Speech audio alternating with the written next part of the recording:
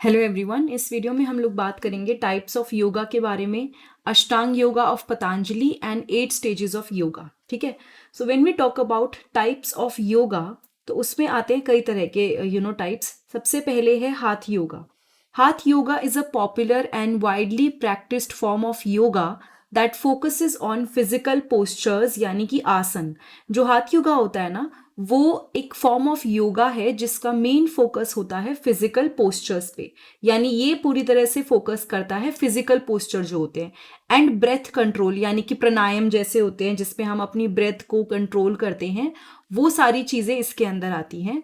And इसका M होता है कि हम बॉडी को बैलेंस कर सकें एंड माइंड को बैलेंस कर सकें कई सारी स्ट्रेचिंग एंड स्ट्रेंथनिंग एक्सरसाइजेस से। ठीक है। फिर आता है Vinyasa yoga. Pronunciation might be different, एक बार आप प्रोनाउंसिएशन चेक कर लीजिएगा। Vinyasa yoga is a dynamic and flowing style of yoga where movements are synchronized with breath.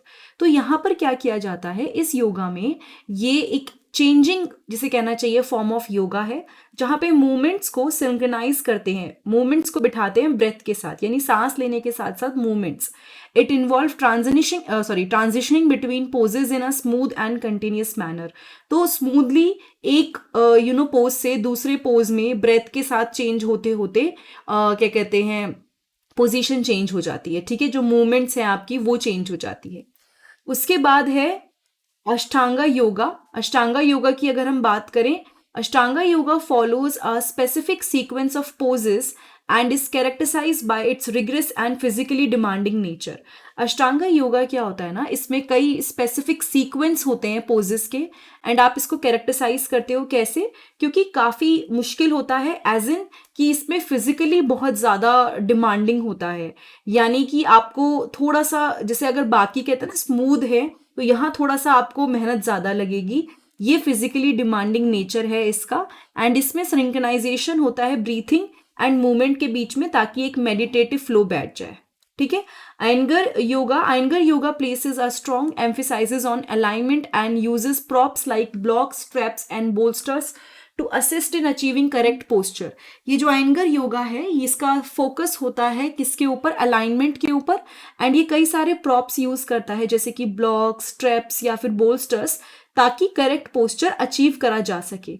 इसको जाना जाता है इसकी डिटेलिंग एंड प्रिसीजन के लिए। बिल्कुल अगर सही चाहिए कोई पर्टिकुलर पार्ट तो बिल्कुल प्रिसाइज होना चाहिए उस तरह से। Bikram yoga. Bikram yoga is practiced in a heated room with a sequence of 26 poses and 2 breathing exercises। यानी कि जो ये बिक्रम योगा होता है ना, इसको एक हीटेड रूम में प्रैक्टिस किया जाता है जिसमें 26 पोजेज होते हैं एंड 2 ब्रीथिंग एक्सरसाइज होती है। एंड ये जो हीट होती है, इसे माना जाता है कि ये फ्लेक्सिबिलिटी को और डिटॉक्सिफिकेशन, यानी बॉडी से जो भी टॉक्सिन है उसको बाहर निकालने में मदद करती है।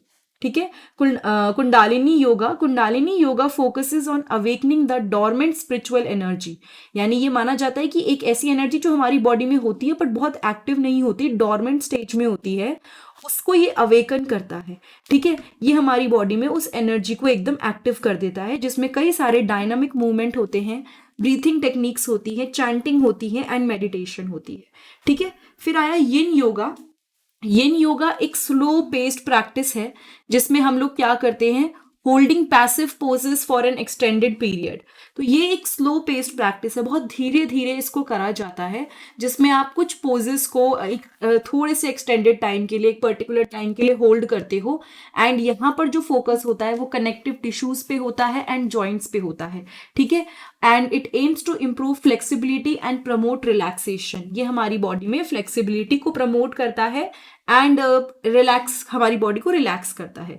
रिस्टोरेटिव योगा। रिस्टोरेटिव योगा क्या करता है, प्रॉप्स यूज करता है ताकि बॉडी को हम सपोर्ट कर सके रिलैक्सिंग पोस्चर्स में। ठीक है। एंड यहाँ पर क्या होता है, allowing for deep rest and rejuvenation. ये अलाउ करता है कि हमारी बॉडी रेस्ट में जाए एंड रिजुविनेशन में जाए। ठीक है। मतलब कि रिजुविनेशन क्या होता है ना, suppose if you are tired but आप सो के उठते हो तो आपको एकदम से फ्रेश होता है, यू फील रिजुविनेटेड, मतलब एकदम फ्रेश होना। तो ये डीप रेस्ट देता है हमारी बॉडी को and it helps in rejuvenation. And ये हमारे स्ट्रेस के लिए काफ़ी अच्छा है एंड रिलैक्सेशन के लिए काफ़ी अच्छा है। ठीक है। So these are the different types of yoga, जिनकी अपनी अपनी अलग अलग, जिसे कहना चाहिए पोस्चर्स हैं, आसन्स हैं। ठीक है। उसके बाद अगर हम आते हैं Ashtanga yoga of Patanjali, that is 8 stages of yoga. Ashtanga yoga as described by the ancient sage Patanjali in his yoga sutras consist of 8 stages or limbs that provide a systematic path to self realization and spiritual growth.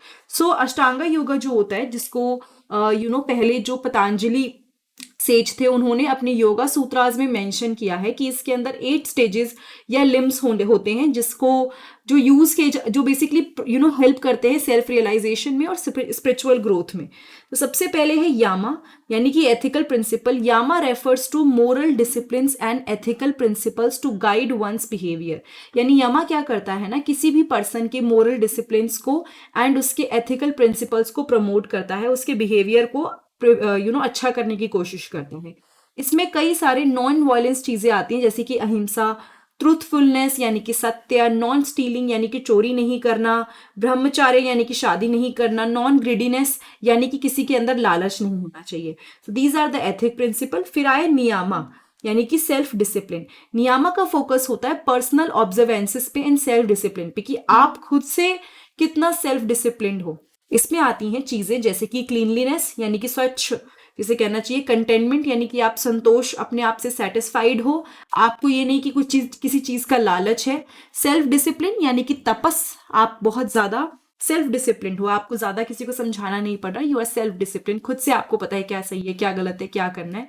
Self study that is svadhyaya and surrender to the divine, यानी भगवान को या divine जो भी है, जो भी God को बिलीव करते हो उनको आप, डिवाइन को आप अपने आप को, जिसे कहते हैं ना कि ये सरेंडर कर देना, अपने आप को दे देना. ठीक है. उसके बाद है आसन दैट इज फिजिकल पोस्चर.